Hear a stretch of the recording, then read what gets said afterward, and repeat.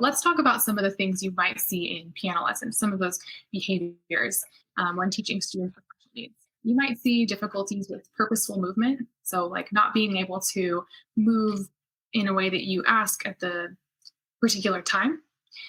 You might see students who are really movement seeking. So they wanna move their bodies a lot. It might be construed as they're misbehaving, but they actually really just need to move. You might see students who are nonverbal, so non-speaking. You might have students who are unreliably verbal. So they might just be repeating back what they hear. They might be only able to say a few words, things like that. You'll see a lot of sensory exploration. So, like mouthing, smelling, touching different objects, maybe even touching you sometimes. You might see some sensory sensitivity to light, sound, smell, textures.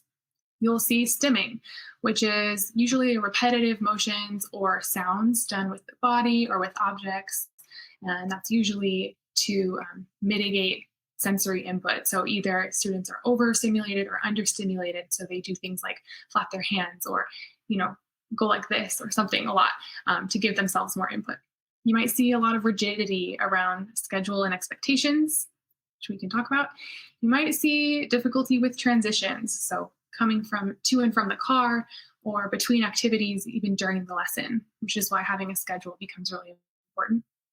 You might see some aggressive behavior, which is rare and usually quite preventable. And you might see some meltdowns, which are not actually that big of a deal and can usually be prevented as well. Finally, my favorite is that you'll probably see a lot of perfect pitch and prolific musical ability. So I know that sounds like a huge laundry list of challenges, but most of it can be boiled down to motor, speech, and sensory differences. And a lot of the other things are just kind of secondary effects of those. So a lot of these can be minimized by modifying your studio environment and by having a solid teaching strategy, both of which we'll talk about today.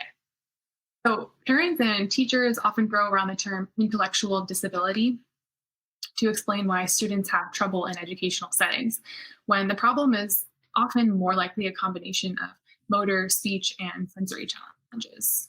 So many others subscribe to the idea of neurodiversity, which means that the symptoms, quote, and behaviors of people classified as non-neurotypical, especially those with autism and ADHD, should be viewed as being within the spectrum of normal human behaviors.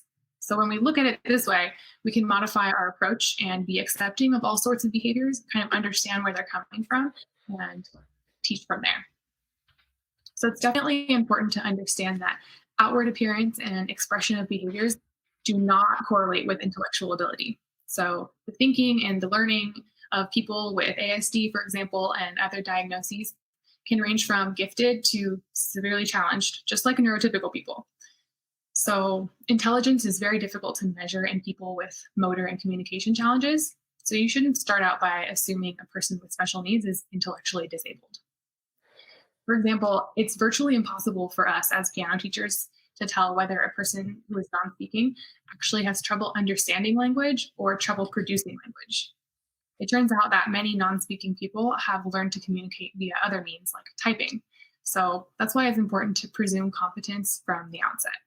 So when you presume competence, you will set yourself and your student up for success right away. When your student feels that you believe in them, they're more likely to give you their best.